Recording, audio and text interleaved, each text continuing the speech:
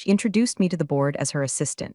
Not co-creator, not partner, not even collaborator. Just some anonymous woman in a top blazer, clutching a USB like a waitress holds the check.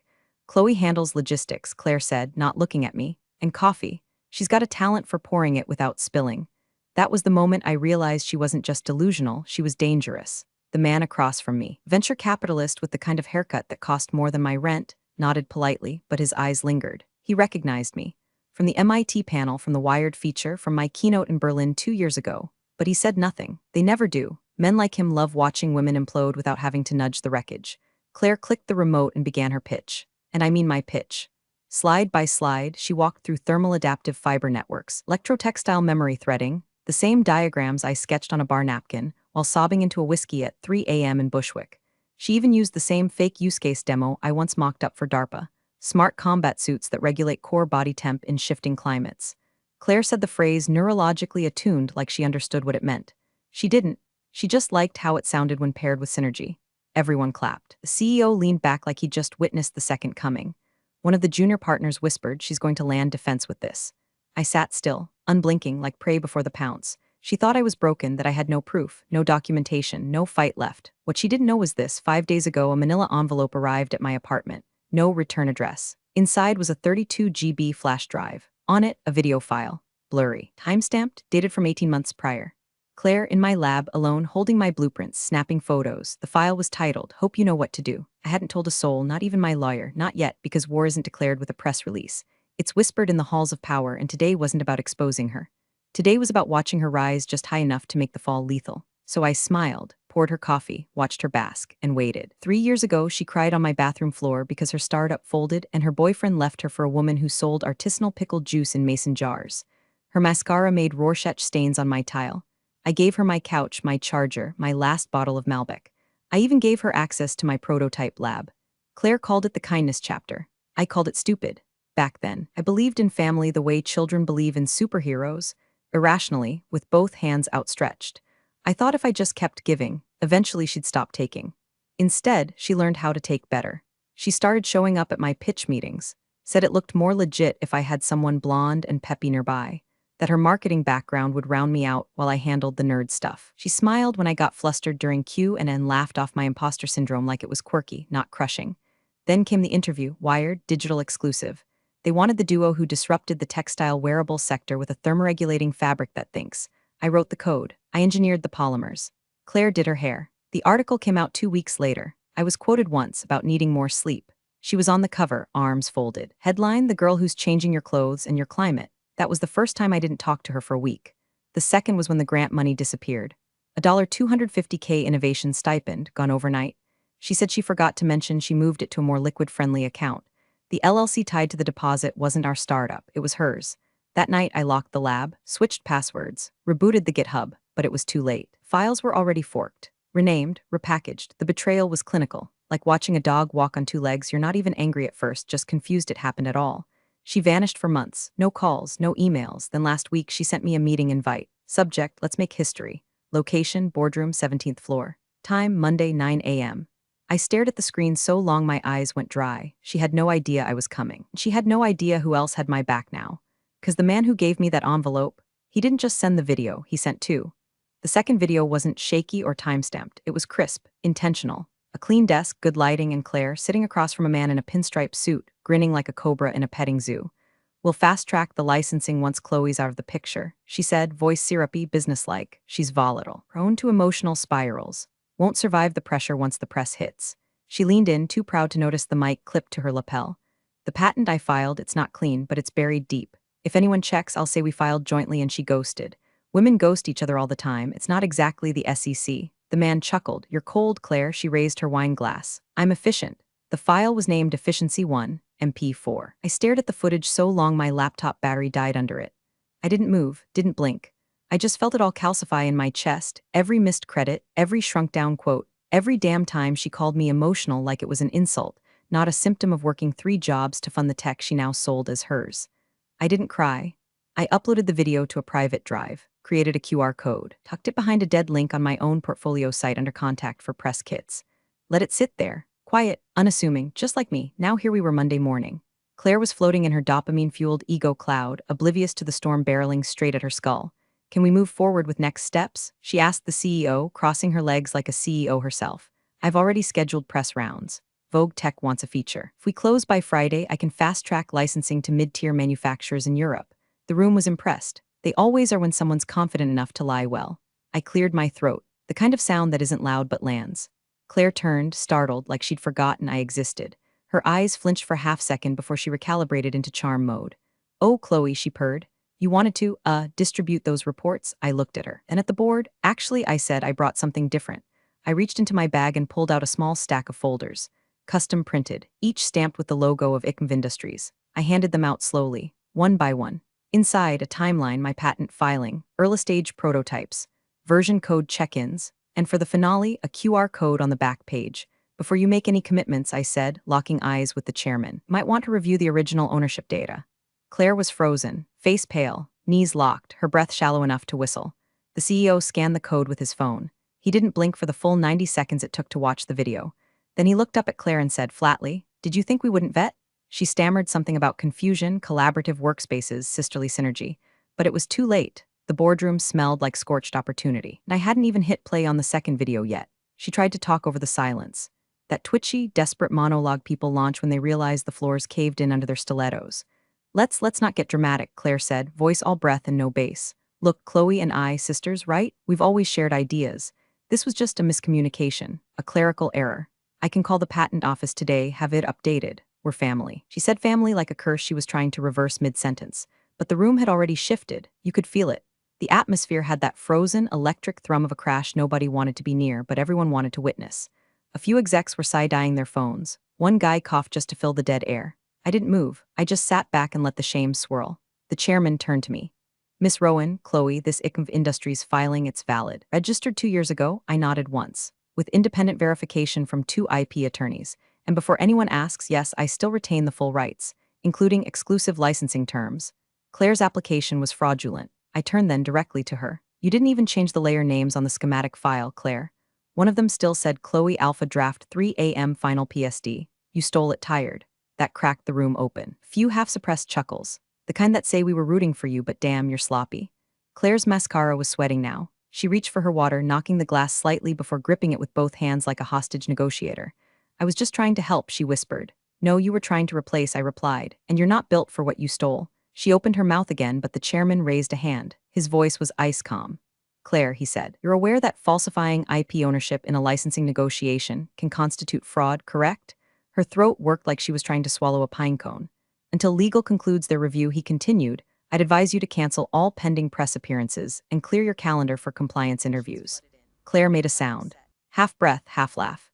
It was the kind of noise someone makes when they think if they can just wake up fast enough, this might be a dream. But it wasn't, it was a reckoning. I stood slowly, folded my hands and glanced around. "I'll give you space," I said. "When you're ready to talk about real partnerships built on merit, not mimicry, you know where to find me." Then I turned to leave, heel clicks deliberate, spine straight, but just before the door, I paused. "Actually," I added, not turning around if anyone's still unsure who invented this tech. I tapped the QR code again. This time, I played the second video. The one where Claire spelled out her plan to erase me. The one with the pinstripe man nodding. The one ending with her smirking, wine glass raised, and saying, "By the time Chloe realizes what happened, I'll already be the face of the future." And then I left the room full of men watching that future evaporate. The fallout didn't erupt, it seeped, like poison gas under a doorframe. Silent, slow, absolute. By the time I reached the elevator, Claire hadn't moved from her seat. Her spine was a question mark, her eyes 2 busted street lamps. The door slid shut before I could see if she cried. She always hated crying in front of strangers. I didn't go home. I went to a hotel downtown. One of those cold, concrete lobbies with art that looks like depression wearing sunglasses. I booked a room under my ICMV alias. Not paranoia, insurance. I wasn't done playing this game, and I knew Claire well enough to know what came next. She wouldn't go quietly, and she sure as hell wouldn't go alone. Sure enough, 5 hours later, my inbox pinged with a cease and desist on me. Her lawyer had the audacity to claim that I was interfering with a pending acquisition and that I'd used slanderous material obtained via unauthorized surveillance. Cute. I forwarded it to my attorney, then to someone else. The man who sent me the envelope. He hadn't spoken directly yet. No names. Just a signal that blinked to life on my burner account whenever he had something to drop. But this time he messaged, "You're up. Want the rest?" I typed back, "Does IT burn?" His reply was instant, like gasoline on a church floor. 15 minutes later, I had access to a folder titled Sugar Glass. Inside, a paper trail of Claire's secondary LLCs, off-the-books investors, and one very illuminating string of emails between her and a mid-level exec at Solvetech, our competitor. The subject line of one was simply, "What if she never shows up again?" So that's what it was. Claire hadn't just tried to erase me, she'd pre-sold me to the wolves. The plan was to bait me into vanishing, destroy my credibility, take my work, sell it high, walk away with a scarf around her neck and a TED talk on her resume. Even floated a rumor on Twitter that I'd taken time away from innovation for mental health. How generous. I stared at the emails until my knuckles cracked from gripping the chair. I wanted to scream. Instead, I ordered tea. Then I started drafting the response. Not a rebuttal, not a press release. No, this would be something surgical, something undeniable. A presentation. The presentation. I titled it Theft as a Business Model. Set the background to black. No branding. No fluff, just the documents, the code, the messages, the truth, and I scheduled a live stream for Wednesday morning. Private link. Board only, no distractions, no Claire, they would see everything. And once they did, she wouldn't just be out of the deal, she'd be radioactive. Wednesday, 9 a.m. sharp, no intro music, no camera on me. Just the screen, just the facts, just a ticking time bomb with bullet points. The board joined one by one. I saw the viewer count climb, 8, 12, 15. Claire wasn't among them, that was deliberate. I didn't want her squirming in real time. I wanted the verdict to hit her after the hammer dropped. Slide 1, the official patent filing under ICMV Industries. Timestamped, watermarked, witnessed. Every legal nail hammered down with a smile. Slide 2, the internal timeline of development, prototype sketches, GitHub commits, video logs of my lab testing from 3 years back, with my voice grumbling about thermal output in the background. Human, raw, unmistakably mine. Slide 3, the email chain from Sugar Glass, and then slide 4. A simple video file titled Exit Strategy. I didn't narrate. Claire did. It was her voice, calm and venomous, explaining how she could burn Chloe's reputation to the ground with a few well-placed rumors and an article about erratic behavior. She'd already lined up a freelance writer to leak the mental health story to a tech blog. They love a scandal in sandals, she joked. I paused the clip at her smirk. Let the silence breathe. Then dropped the final slide. A contract draft between Claire and Solvetech, pre-signature. A sweetheart deal that offered them tiered ownership over my innovation once all proprietary conflicts were cleared. The closing clause used the phrase clean slate 3 times. I ended the stream without a goodbye. The phone rang 6 minutes later. Board member, the one with the too perfect hair and the ex-CIA voice. Miss Rowan, he said, is there any legal barrier to you stepping in directly as lead technical officer on this project? No, I said, pause, and Claire, she'll need a new line of work. Maybe petty larceny. He didn't laugh. We'll send amended terms within the hour. Click. 10 minutes later, I got a text from Claire. Just 5 words. You think this is over? I stared at it. Then replied, I know it's not, because the difference between sabotage and war? Sabotage is secret, war has witnesses, and Claire had just been seen by everyone. By Thursday, her name was a curse in 5 inboxes and a red flag in 6 investor Slack channels. By Friday, Solvetech scrubbed her LinkedIn endorsements and issued a bland no further comment. And by Saturday, she was on her 3rd burner account trying to DM me from an account called Woke Yoga Mavin. The board issued a formal statement absolving themselves of her actions, classic corporate speak for we bet on the wrong pretty face. I was back on the schedule, this time as CTO, founder, and controlling partner. No more assistant titles. No more top blazers. I wore black. Clean, sharp. Like the last sound a guillotine makes. I thought maybe that would be the end. I underestimated Claire's addiction to spectacle. Sunday morning, my lawyer called. Chloe checked Twitter. There she was, Claire, live streaming from her apartment like a deranged influencer, sitting cross-legged on a shag rug and holding a cup of tea like she hadn't just tried to defraud an entire boardroom.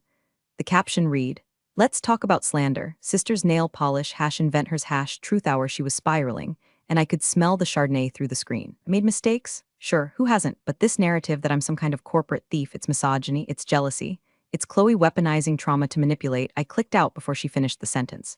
Because the more she spoke, the more she buried herself. It wasn't just me who noticed. Later that night, I got a call from someone unexpected. Her ex, yeah, the NFT consultant, the one she swore was irrelevant. I know where the real prototype is. He said, what? She gave it to me before she disappeared. Said if anything went south, I should burn it. I didn't. It's in a climate-controlled box under my bed. Long story, pause, I want to give it back to you. Why? Because she's insane, he said, deadpan, and you're not.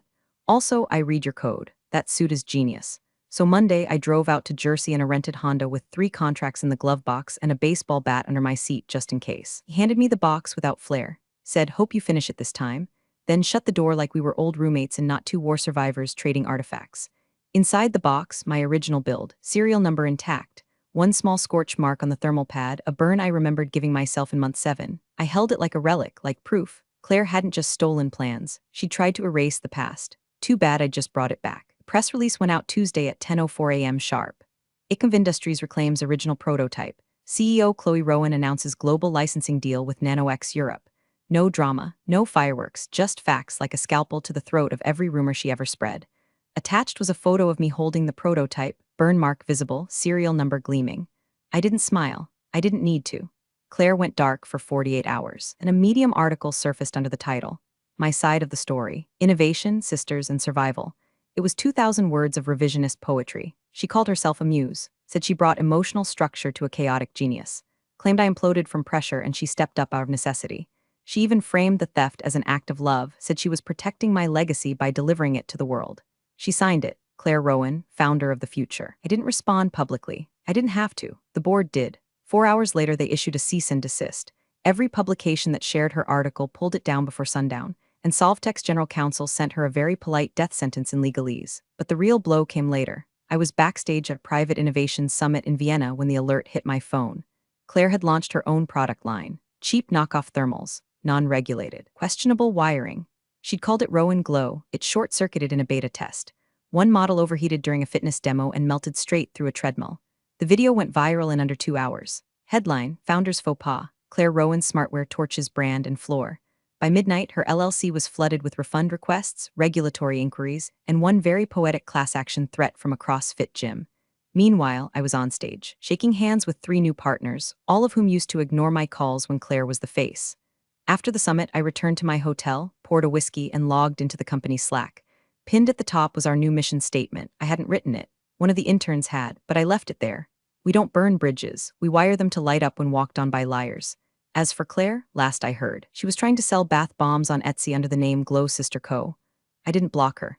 I wanted her to see every milestone, every partnership, every contract, every headline that no longer included her name, and if she ever forgets why, there's still a QR code buried on my site, labeled simply, for Claire, in case you get creative again. Big thanks for watching, you sneaky seniors. Subscribe to keep the coffee pot brewing revenge. Your ex-colleagues won't know what hit 'em.